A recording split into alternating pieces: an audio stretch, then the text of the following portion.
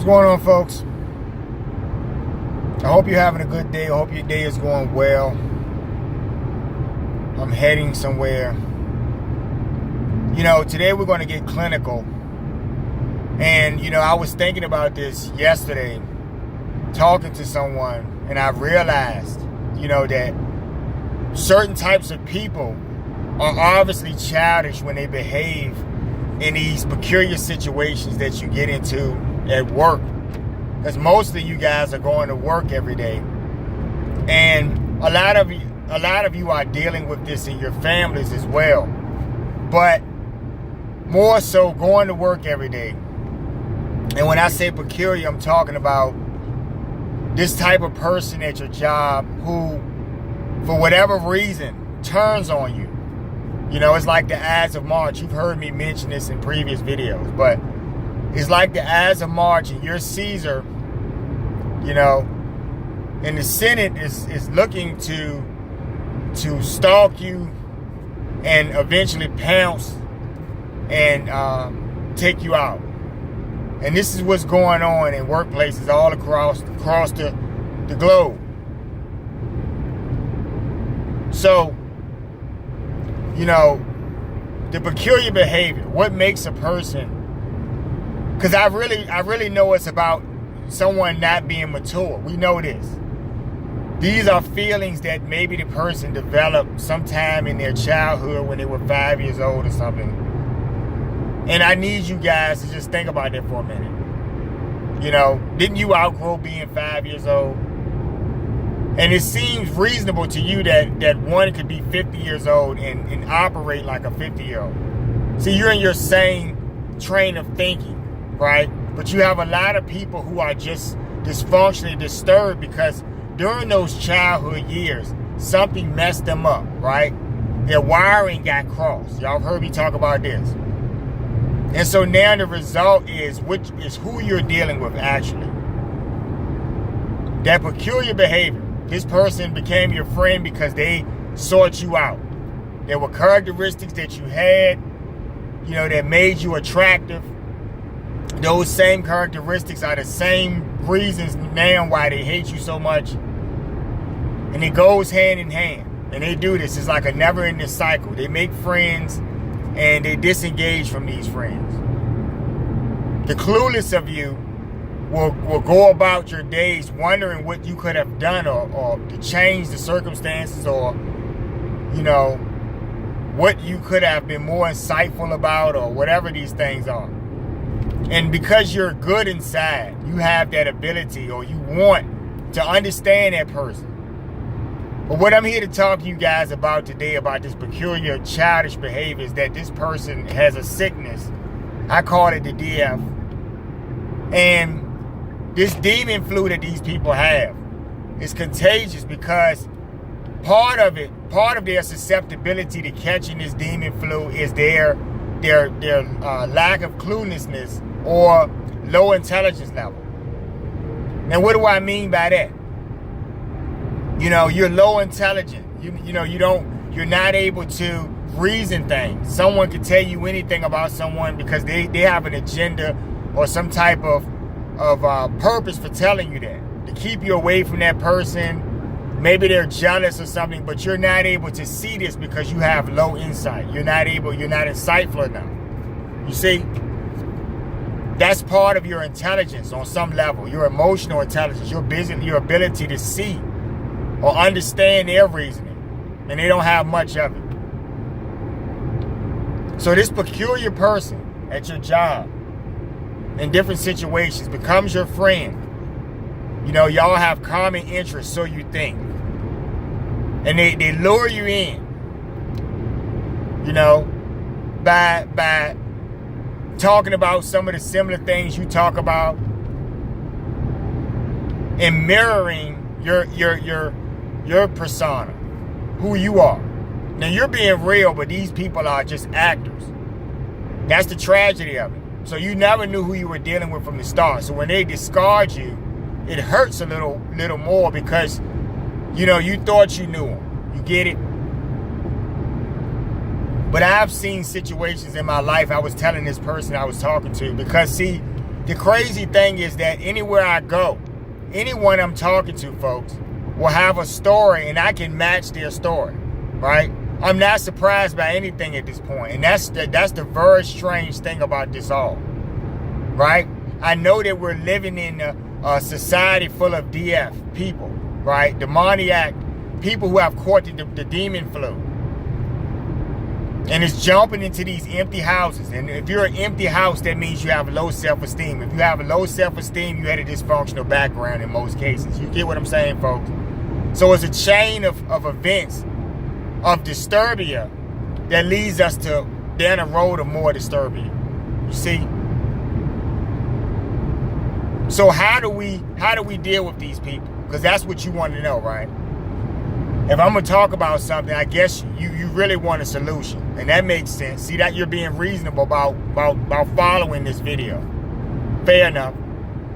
You know, how do you deal with these people? Well, I told you in previous videos, if you were listening, guys, you have to ignore certain types of people. Why? Because they're not on your level, folks. If they're like children and you're not a child and you're 50 years old and you know that you're operating on an adult level, then you can't really respect or appreciate a person who's not able to function or meet you on that level, folks. You get it? So yeah, you're going to have to work a job. Maybe this person has some authority over you, which makes it more of a tragedy in some cases. And people deal with these things until they get their exit plans together. And that's why you even have an exit plan. See? You're not going to undo this narc nest, folks. You're not going to go anywhere and undo a narc nest. Right? You have to understand that the narc nest was built from the top down. Okay? So you're not going to rattle or shake anything up. Right? If anything, you'll become a target quicker than you can imagine. And that's what I'm trying to keep you folks from. So you deal with these people by ignoring them. You deal with them by being professional in spaces that you can. And when they act stupid, you just go to someone else, or you try to find another alternative way to get the job done, because you're dealing with a child. These people don't come to work. They don't come to work to do anything but play a game. It doesn't matter what you're doing. If it's an important job or task or anything, like I keep telling you guys. They're childish. They're childlike. It's about their world. Right? They're narcissistic, folks. So I want you guys to just think about, you know, that exit plan, first of all. Because now you know that you can't undo the narc nest. But I've seen situations in my life where, you know, when I was younger, man, and in earlier days and working in these jobs and stuff at these places, I've encountered different types of personalities. And I'm going to talk about a few of them today really quickly, if I may. And maybe some of you people have experienced these same types of people. And that's why this is all relative, okay? Because it's about what you want to be in this situation. That's how you're going to deal, too. You're going to think about that.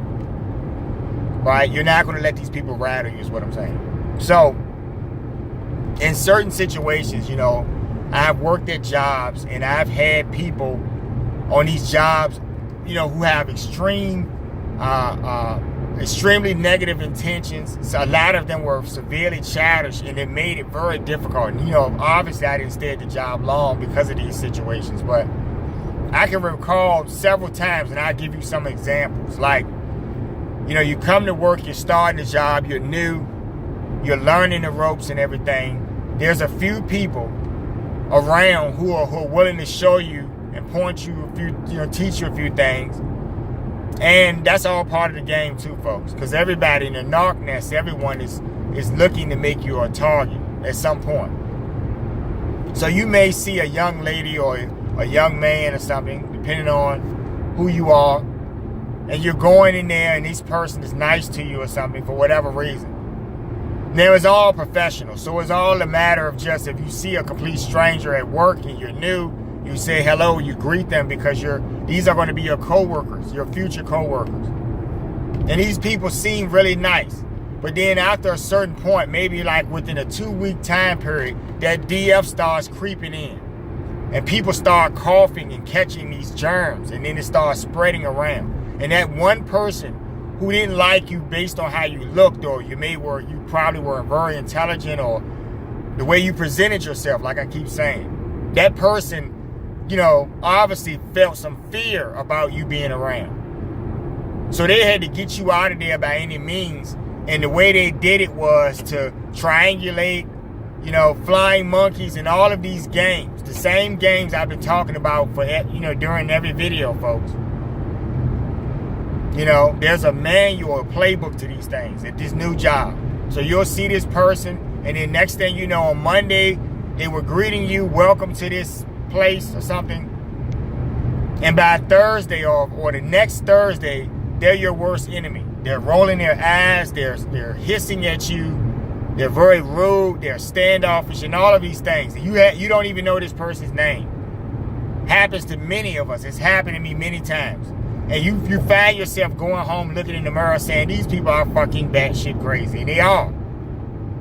But they're childlike, folks. They're just like children. Because really what's happening is they're not able to deal with or process their own feelings. They're hurting simply because you're presented to them in such a way that makes them feel less than what they are.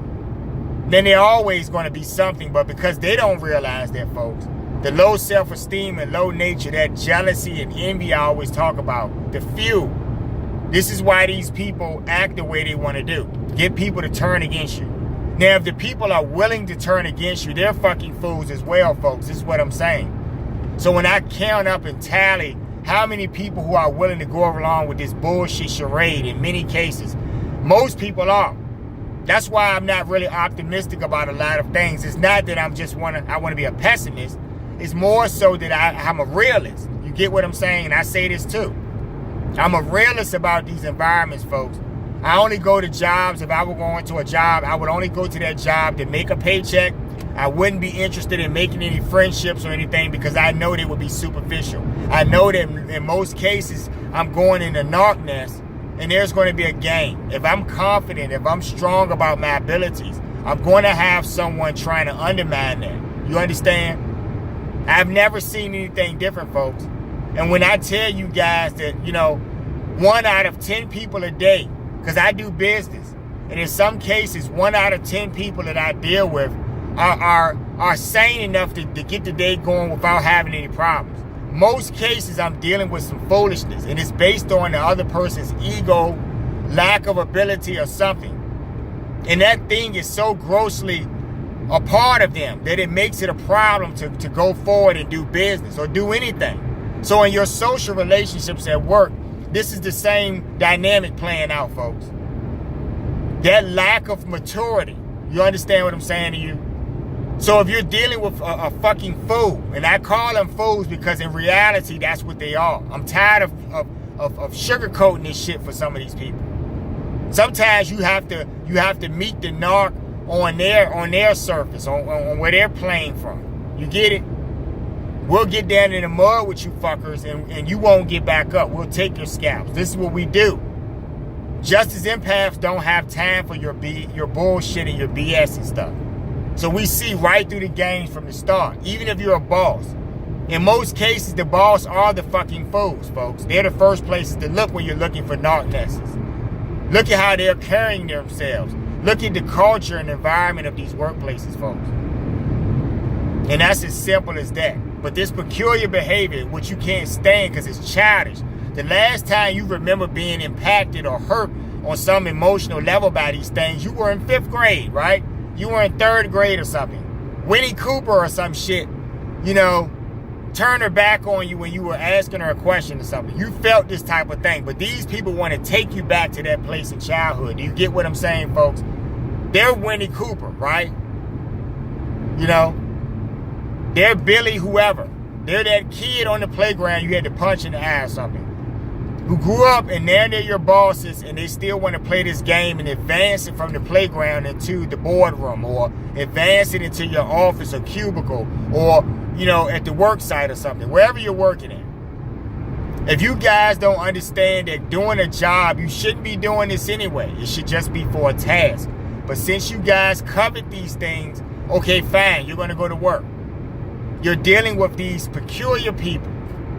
Because they were fine on Monday, but now on Thursday, they're your worst enemy. You never drew a battle line. You're trying to figure out where the fuck this stuff started. But it started in the other person, folks. So when you start off realizing that you're going to be better off. Or that peculiar boss. Because we're talking about work. That peculiar boss. That boss who gave you bonuses. Or that boss who put you on a pedestal. You know, just because of the merit of your hard work. Not because you kissed their butt. But you did your job. But you were being set up because you were a target for those hard work ethics. You see? So you'll go from being an employee of the year or this or that at your job to being demoted in certain ways or just whatever they're going to do, because it's foolishness, folks. The master planners are the master players. You get what I'm saying?